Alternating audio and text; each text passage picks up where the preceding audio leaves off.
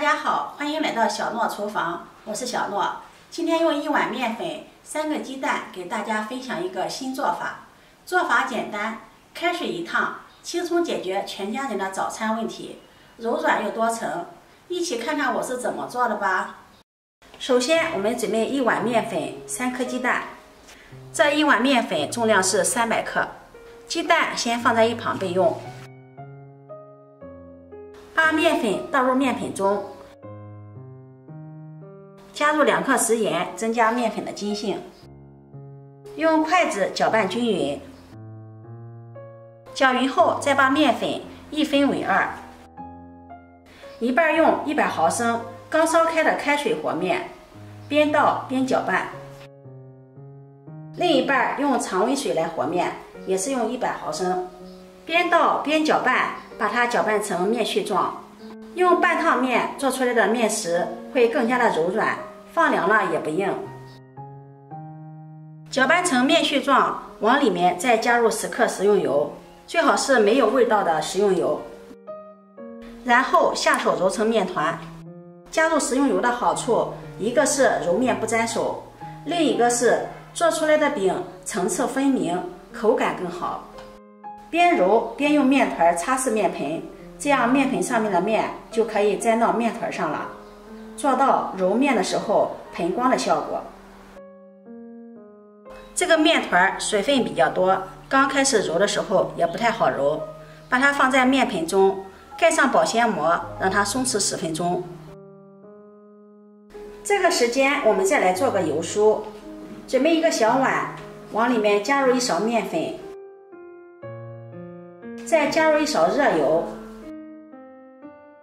搅拌均匀，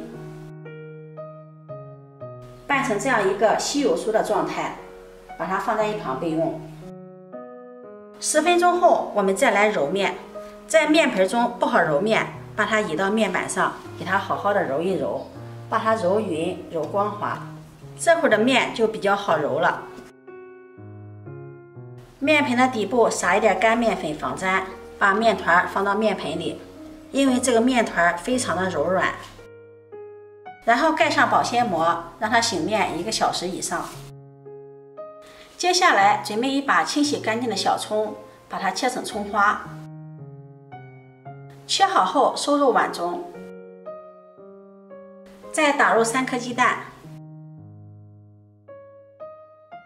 加入1勺食盐入一下底味儿，再加入一点花椒粉增加香味儿。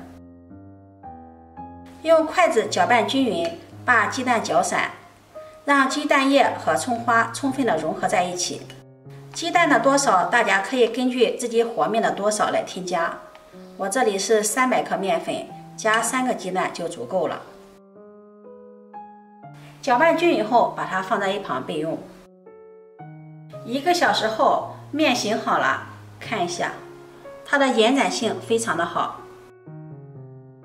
面板上多撒一些干面粉防粘，把面团移到面板上，上面再撒上一些干面粉，把它整理一下，整理成一个圆面团，再把它捏成长条，分成大小相等的4个剂子。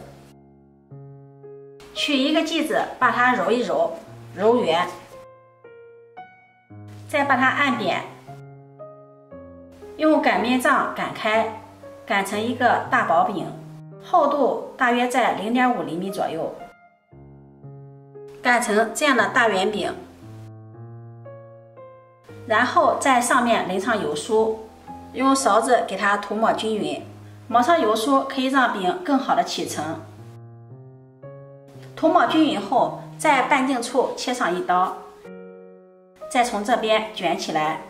卷的时候可以边卷边拉伸，这样做出来的成品层次更丰富，饼皮更薄。收口处再给它捏紧实，防止漏油酥。做好后，把它放在案板上，轻轻的给它按压一下，按压成一个饼皮，像这个样子。全部做好后，盖上保鲜膜，让它松弛10分钟。10分钟后取出一个饼皮，用擀面杖把它擀开。醒过之后擀的时候也比较好擀，不回缩。